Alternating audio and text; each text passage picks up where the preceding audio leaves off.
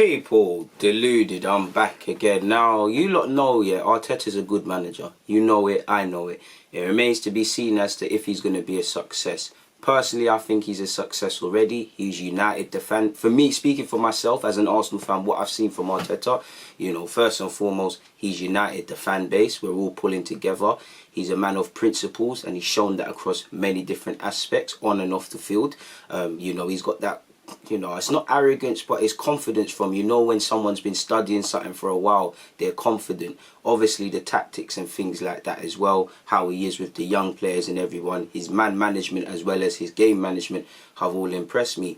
I think he's been in that regards, he's been a success for me already, because he's shown me a lot of things previous management didn't show me. I say he's not a success yet because obviously he's going to live, not that he's going to live or die by it, because even if he didn't necessarily get top four and he kept giving a good account of himself, he's still decent. But, you know, if he fails to return Arsenal to the top four and doing several things, there might come a time when him and Arsenal might have to depart. We don't know what's going to happen, you know, so we don't know what the future's ahead. But I think at the very least, Arteta has shown me that he's the man to at least give it a go, really and truly. You know, that's all I want. There's no guarantees in life, and in football, whether that's signings, managerial changes, new contracts to already performing players. There's no guarantees, but you have to make a chance. Above everything else, though, one thing that I've been impressed with Arteta, and it's I wouldn't say it's the most impressive thing, but it's the most impressive thing because I can't stop thinking about it. He always, you know, I remember Pep Guardiola, I tried to badly find it for you if it was in his documentary or a book, but I remember somewhere along the line Pep Guardiola said, we don't pass, I can't remember the exact statement, but long story short, we pass to disrupt the opposition. And that's something that stayed with me, you know, as someone who likes football forever. And that's something I'm seeing in Arteta's play. You know, the blueprint is there. You know, again, it was Fulham this week. It's been Liverpool. It's been Liverpool. It's been Chelsea. It's been City, it's been Palace. We've scored that, you know, that lovely goal playing out from the back, lovely, well-timed moves and things. You know, it looks lovely, 17, 18 passes from the keeper to the striker, Aubameyang finishing it off. It's great.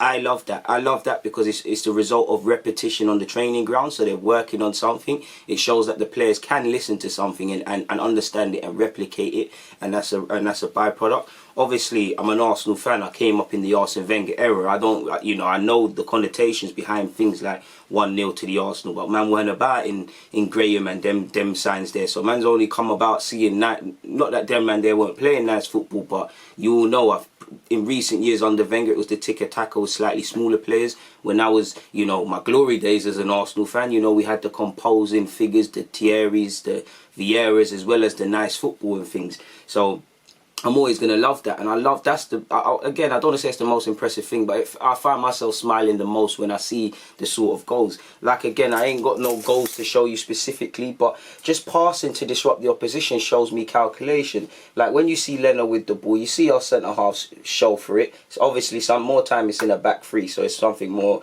you know, I should really do that to make it more accurate.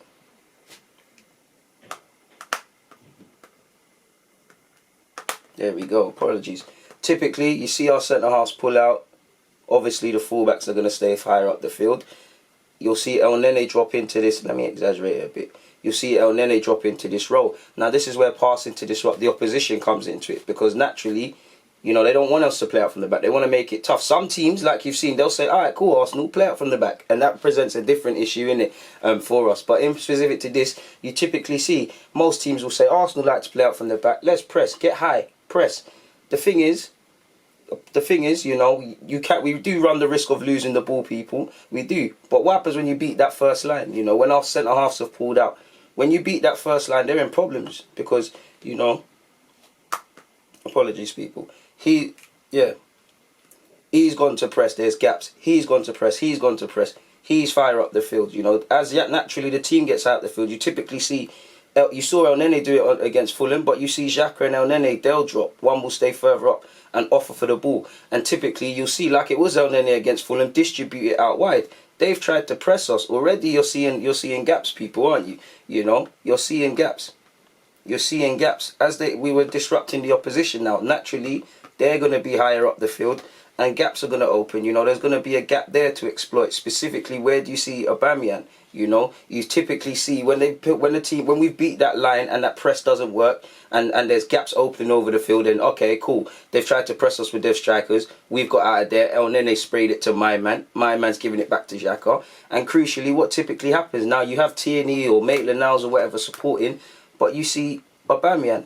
You know, the play might be over there, and the team, on top of being disjointed, you know, are shuffling to one side, like you've seen with Nico Williams, like you've seen against City, like you've seen against Chelsea, like you saw the latest against Fulham. You know, either the centre half, part of the back four, or the fullback, they've got a decision to make. And typically, you know, my man's trying to press, my man's trying to follow this run. There's a gap there, and obviously it's not to scale, but typically, you know, the ball ends up with Aubameyang down here, like you saw against Fulham, where Williams sprayed it. It's a free, you know, he cuts in, and the rest is history. It's that passing to disrupt the opposition, passing to know the striker is going to press, the midfielder is going to show gaps. There's going to be spaces left with the fullbacks, and how we exploit that. That tells me that Arteta is calculated. It tells me he wants his players to be calculated.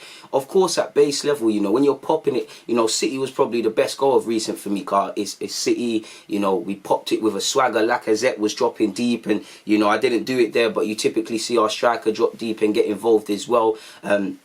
It looks lovely, but it's not passing for the sake of passing. There's a specific reason behind passing, and it's these sort of things. Like, don't get it twisted, you know, I forgot to mention, you know, Arteta's improved us defensively by miles. You know, we're not of a standard yet through no fault of his own. We've still got a long way to go. I still want to see us be able to play a back three and a four week in, week out, you know, be able to play that system. Not to praise Spurs, but you remember Spurs kind of in their prime under Pochettino. He could play them obviously they didn't win no trophies, but he can play them in a back four or a back three, whatever the game demands. And I want us to have that in our personnel and not change the way we play within the context. Obviously, when you play the Cities, Liverpools, we're not going to be on the front foot as much, but we're still trying to do a thing on the ball. In general, I want to see a bit more like I saw against Fulham, trying to break teams down, trying to, you know, not sitting back unnecessarily. So I forgot to mention Arteta deserves praise for defensive work, but, you know, passing to disrupt the opposition is really what impresses me the most, or, you know, cause gaps in the opposition, because it just screams calculatedness, you know, it screams proactiveness, and these are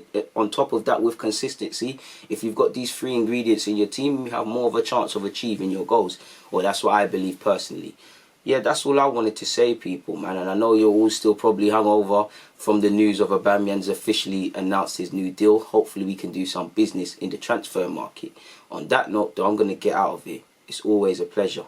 DG.